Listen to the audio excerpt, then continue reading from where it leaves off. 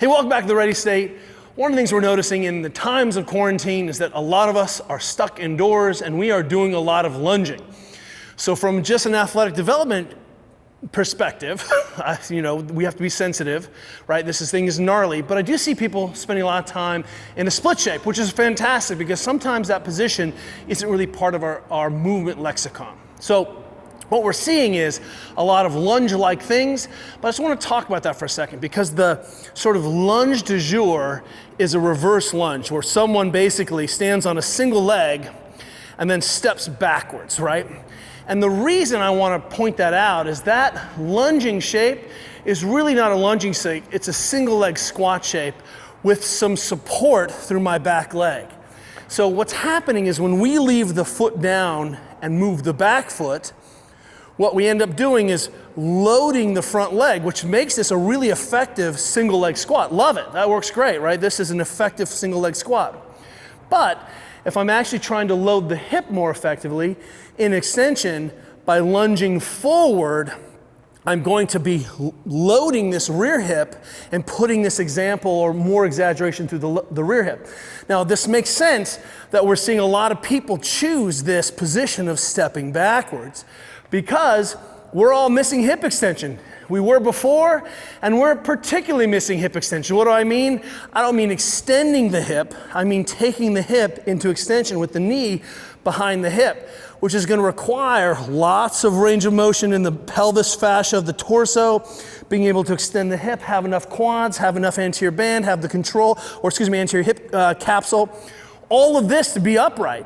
And what you'll see is if you got into a position where you're lunging, where knee was behind hip, you would struggle to keep your torso upright to be able to dip and keep that knee, that butt on, but still have the knee behind the body.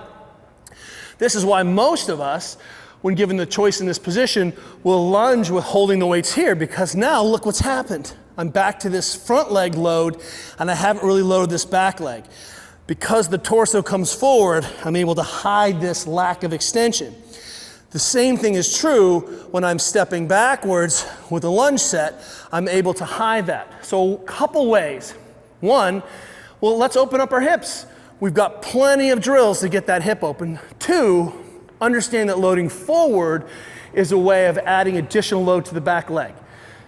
If I lunge off of a box, as we've talked about in the past, one of the things this gets me is as I lunge down, because I've tilted the whole system up a little bit, so if this is a stack of books or a step, suddenly I'm gonna get a much larger load through this back leg, and that may maintain the intact stimulus of trying to load the back leg a little bit more in extension.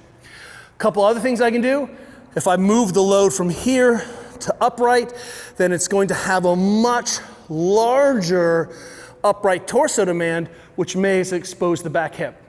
Of course, if I put something over my head, ooh, that's the master of understanding that we're loading that back leg, and you'll see that it's really difficult to hold something over your head in this position.